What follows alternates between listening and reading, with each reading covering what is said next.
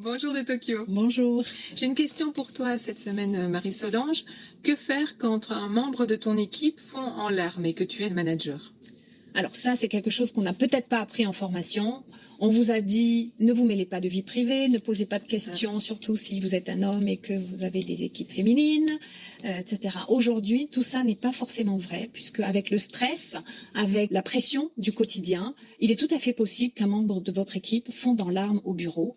Et cela peut être pour des raisons professionnelles ou simplement des difficultés à la maison. Donc, dans ce cas, alors, oui, qu'est-ce qu'on fait? qu'est-ce qu'on fait? Donc, la première chose à faire, si cela se produit pas en face à face, bien sûr, c'est de vous isoler avec la personne, lui laisser un peu de temps pour reprendre ses esprits, proposer un verre d'eau, etc. et l'écouter. Voilà, l'écouter, la remercier d'avoir partagé ses difficultés et de sa confiance, hein, puisqu'on sait qu'en entreprise, c'est toujours dangereux de s'ouvrir sur ses difficultés, qu'il y a des jugements stéréotypes à la clé.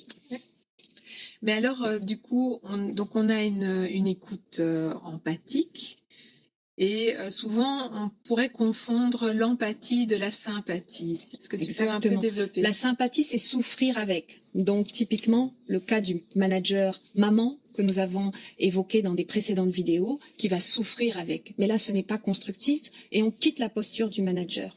Or, ce qu'on veut, c'est créer cet esprit, cette confiance, cette culture de la confiance dans l'entreprise et donc, effectivement, donner de l'espace pour ce qu'un collaborateur puisse exprimer ses difficultés, se sentir à l'aise avec ça. Voilà. Donc, donnez-lui l'opportunité d'exprimer ses besoins. Vous pouvez dire comment est-ce que l'équipe et moi, on peut te soutenir.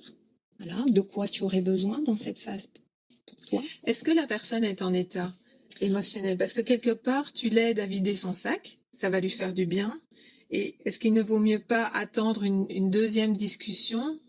Passer en mode comment l'équipe peut t'aider? Ça va varier en fait de la personne. Il y a des personnes qui, donc c'est un point à valider. Est-ce que on fait un échange plus tard et on laisse la personne retrouver ses esprits, ou parce que justement il y a eu une crise, la personne a besoin de se confier. La crise peut durer entre 30 minutes et 2 jours. Et il y a des émotions comme la tristesse qui sont les plus longues à partir. Donc là, effectivement, il faudra mieux décaler dans le temps l'échange.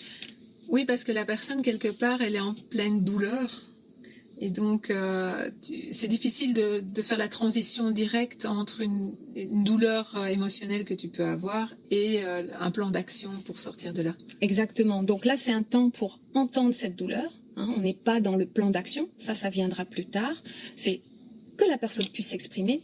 Souvenons-nous, les circuits neuronaux de la douleur physique ou émotionnelle sont les mêmes.